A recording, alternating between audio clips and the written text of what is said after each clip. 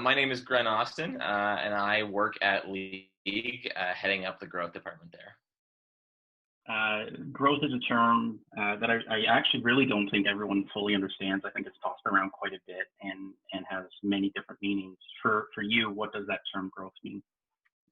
Yeah, growth is sort of a funny one that, for better or for worse, means something different to everyone. I think, growth can often mean the sort of product side of things. I think it started from how do you change and grow the product and manipulate it to get, better adoption or acquisition.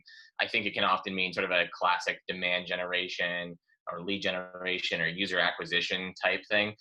To me, I think those are all valid. For me, it's sort of an approach. I think it sort of starts and ends with data and insights, and leveraging, the start of every campaign, the start of every project, whatever it might be, starts with a data insight, and you test and you measure and you try to develop something and try to improve it, and you end with, analysis and data and insights. So I think to me, it's more of an approach, and connecting those data and insights also with technology and systems, and how do you make the whole flow just that much smoother. So it's an approach. It can be applied to product, it can be applied to demand generation, other parts of marketing, whatever it might be. But to me, growth is a mindset and approach to tackling the problems. So with that said, how do you think about prioritizing experiments? How do you choose between what might end up being just an incremental lift versus a bigger swing? Do you even think about it that way?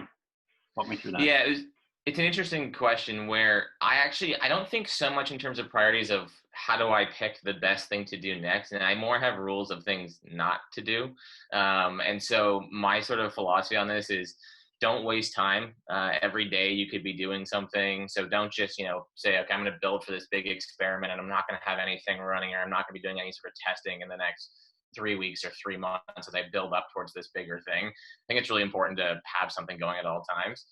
And then the other side of that is, if you are going to take big swings, I think you have to really go all the way. And so if you're going to, throw out a playbook or try something completely new, and it requires, from a marketing perspective, you're going to do X, Y, and Z things, and it really requires, a different sales approach or a different follow-up or some other piece to really make it sing and make it work, do those pieces too. I think often we get stuck with, well, I only control this one little piece, so I'm going to go for the biggest thing I can with that one piece, knowing that you're trying to maybe fit it into something that doesn't naturally sort of fit in with that with your goals. So first thing is, don't waste time. If you are going to build for 3 weeks to do something bigger, make sure you're doing smaller things along the way, and you can build up a lot of incremental, teeny tiny pieces over a little bit of time.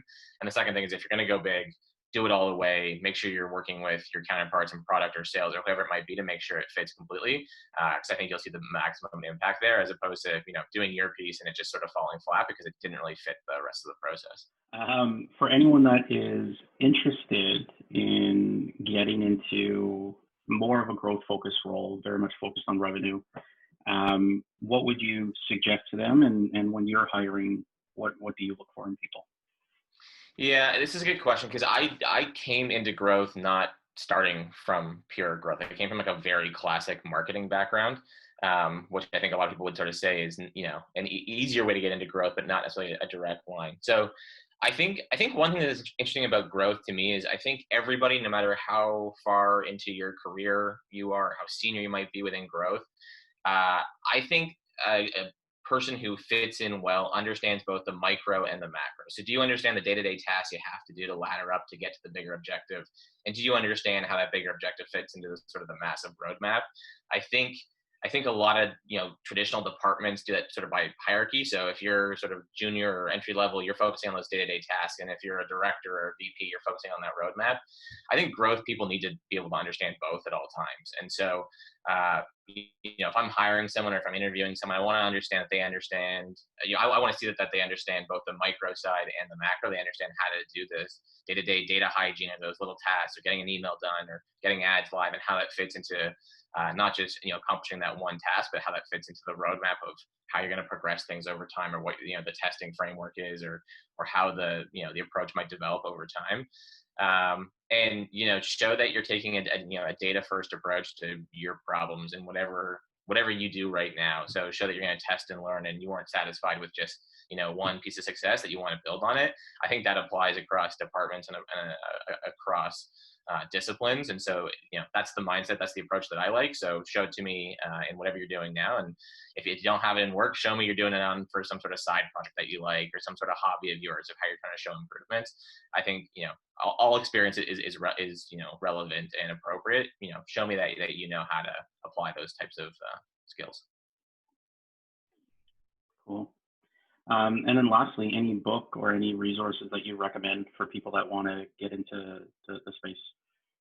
Yeah, truthfully, I don't read a ton of business books. I'm not a huge fan of that category, so I don't know a lot of great books. I'm sure there's tons out there.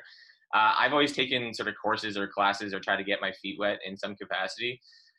So early on, I needed to get some fundamental skills and some advertising. So I took an amazing class with an amazing instructor, some guy named Tyler. I don't know, it worked out in the long run. So, recommend taking classes from Tyler and others like that.